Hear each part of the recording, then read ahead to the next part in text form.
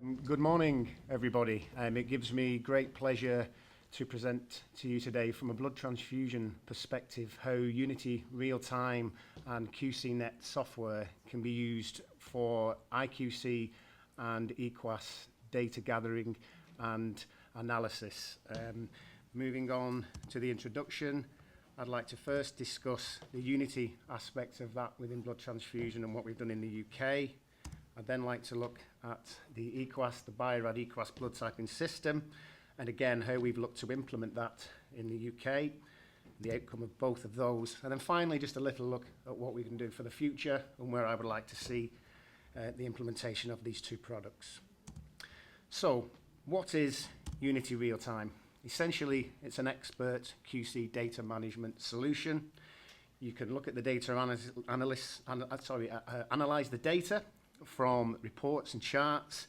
You can do this from around the bench in the analyzer itself, or you can also do this from a supervisor's perspective, more remotely in an office. Clearly the main situation of the software is to upload the QC data to the Unity real-time, but it also offers peer group comparison, and one important factor from the UK specifically is to facilitate regulatory compliance. We'll talk a little bit more about ISO 15189 as we progress. So looking at Unity Real-Time as an overall package, clearly the main area for Unity is the data management aspects of the software, but we also need to connect to the instrumentation so that we can upload and extract that information, and then the final piece of the puzzle is then the peer group comparison so that information can be obtained by the customers.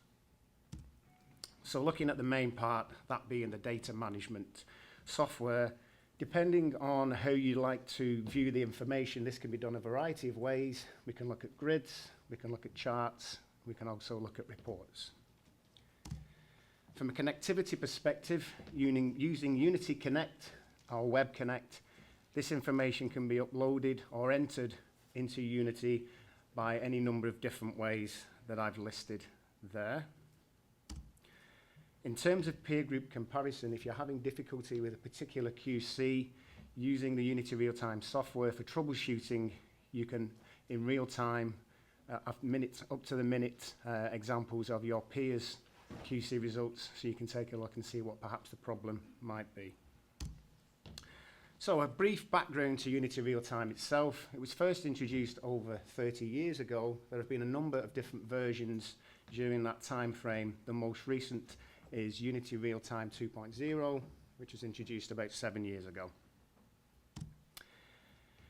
It's effectively used across a variety of pathology disciplines, certainly in the UK, more extensively so in biochemistry laboratories, but it's also used in haematology and microbiology laboratories. One area up until recently that it wasn't is the blood transfusion.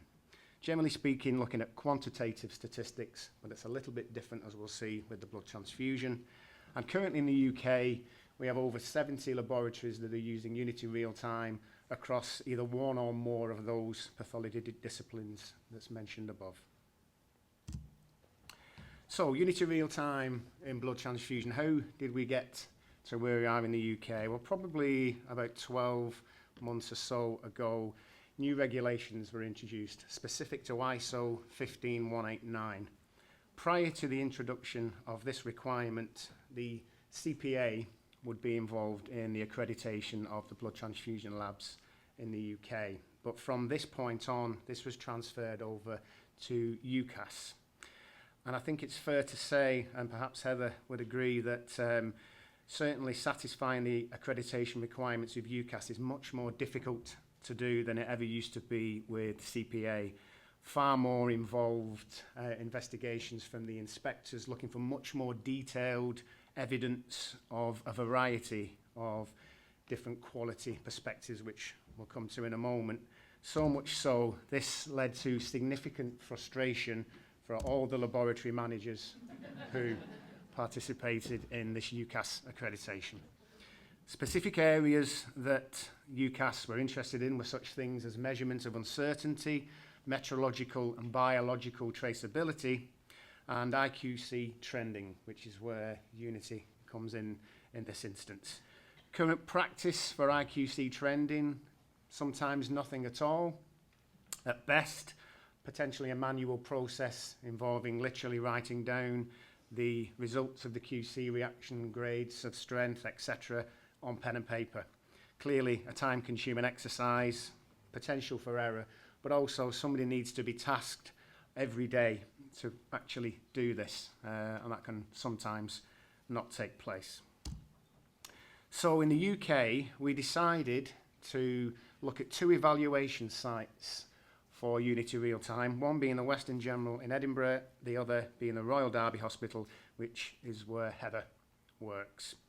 So initially we set up Unity in the lab for type and screening for the QC results coming across from the IH1000 analyzers into Unity Real Time, and we're going to look at antibody identification at a later stage. So in terms of the outcome, we were able to demonstrate QC trending in a graphical format. The QC sample that's used in the UK, or certainly one of them, is a blood group A rhesus negative with a weak anti-D in the antibody screen. If we take a look at the graph, I don't know how clearly you can see this, but what we have across the x-axis is the days of the week, usually trending over the period of approximately 1 month. On the y-axis, we have the reaction grade strengths, and on this occasion, with the group A, we can clearly see a 4+ reaction, a flat line across the month for that period, with the odd drop to a 3+ reaction, which is perfectly acceptable in the UK sense. One reaction grade strength is more than acceptable. If we then move on to the RH negative, as you would expect, and I'd be most disappointed if we didn't see a complete flat line for a negative reaction, this is what we have for the rhesus D negative part of that IQC. And finally, looking at the antibody screen, what we have there is a flat line effectively across the 2+ reaction with the occasional drop to a 1+. And I know this is something that Barb is going to pick up on in her presentation in terms of how strong should a reaction be when you're looking at IQC. So to conclude, the first thing that Unity did was satisfy the EQAS inspectors. Tick. It certainly closed off that specific non-conformance, although there still remains to be others. Tick. And clearly it assists with the ISO 15189 accreditation. I'd now like to move on to what we did in terms of the EQAS and Bio-Rad's EQAS blood typing system. So first of all, what is EQAS, and then what is the system that we're using? So EQAS stands for External Quality Assurance Service, or scheme. It's effectively using blind samples of unknown values for competency assessment and proficiency testing. And using the QCnet software, we can also use this for peer group comparison. So how does it work? Well, first of all, the customer sent those blind samples for testing. At that point, obviously, then once they've done that, they then report these results through EQAS online via QCnet by the closing date for the specific EQAS test shipment. And then finally, once those results have been submitted, then Bio-Rad analyses those and uploads those into statistical reports that the customers can then look at and compare with their peers. If we take a look at this particular slide, which shows the comparison between internal QC and external, the EQAS samples are shipped every 4 months. So you have three shipments a year, and effectively these shipments allow us to take a snapshot of the performance of your system at that particular moment. Obviously, from an IQC perspective, we then have a daily comparison of the performance, or some cases in the UK, with twice daily quality control is required. So the two systems, the internal QC and the external QC, obviously dovetail quite nicely to give you that overall picture. If we take a look at the overall cycle as far as the EQAS is concerned, the first thing that is done from a customer perspective would be to subscribe onto the blood typing EQAS system. Then this involves registration via EQAS Online and the QCnet, so that you can set up exactly what instrumentation you're using as far as the the testing is concerned, and also what tests you would like to do. Clearly then the samples arrive, they're tested, the results are then uploaded by the same software, QCnet with EQAS Online, before the results are submitted. Obviously 48 hours later, those results become available so that the customers can see this. And at the end of the program, everybody that's participated receives a certificate of participation.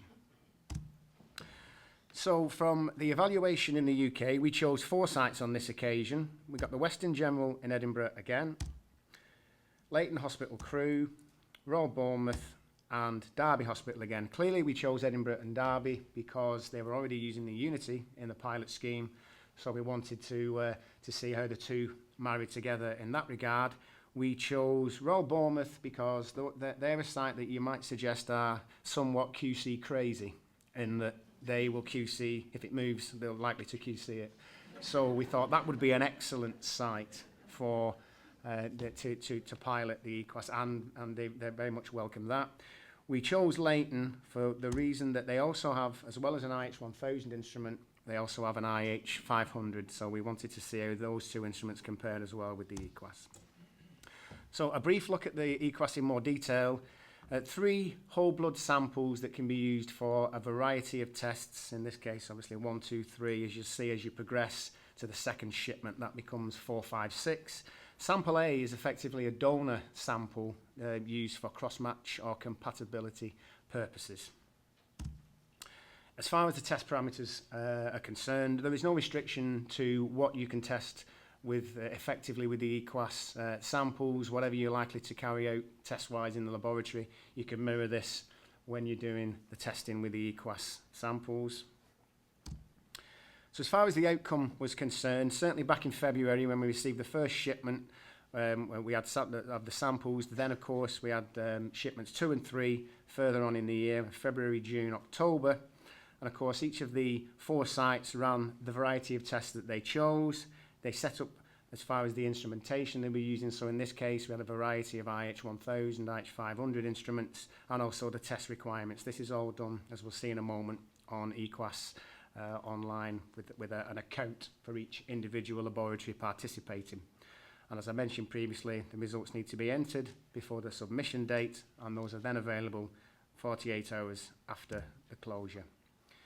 So if we take a quick look at the software that allows us to do this, which is QCnet, as I mentioned, the customers set up the instrument through the software. It's very simple. This can be done in a matter of minutes, together with the test requirements. And once this information is onto the system, there isn't a requirement to do this a second time. At that point, obviously, we need to test those samples and enter the results prior to submission. So what we can see here was a slide that I took from the original first shipment. So we've got samples 1, 2, and 3 that we need to enter the results for, 4, 5, and 6 coming at a later stage, followed by 7, 8, 9. So what we have, if you can see that, we have, as far as the ABO group is concerned, we have a group A, RHD negative, with an antibody that's been detected, and on further investigation, this was an anti-FYA.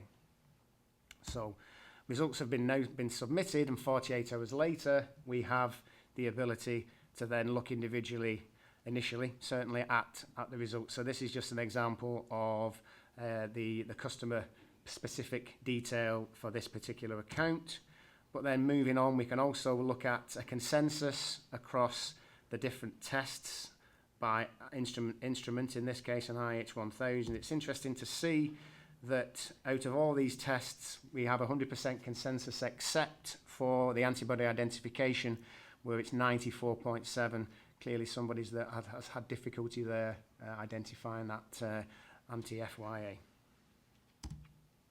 We can also look at how we compare with our colleagues and other instrumentation as well. If we see on this particular report, not only does it show the fact that this has been run on an IH1000, but we can also see that manual technique has been involved as well, together with instrumentation from other vendors such as Ortho, Immucor, and Grifols. So you can see all this information. It's not specifically a product that is solely used on Bio-Rad automation or in a manual sense. So for the future, what we would really need to do, as I mentioned before, the Unity software was not specifically designed for blood transfusion purposes originally, so we really need to look at that to enhance it specifically for that purpose, including the informatics. But one area that I would like to see involved is to effectively complete the IH Central family of software and connectivity products that Bio-Rad can offer, and there's examples of that on these stands at the side of me. Essentially, we have BRI Care, which is our remote service and support software, together with IH.com, which is our data management result interpretation software, and IH Web, which is our remote result management software. What I would like to do is to offer this as an overall package so that we have Unity and QCnet and EQAS for QC trending and laboratory proficiency, making up together a complete software solution. And thank you. That brings me to the end of my section.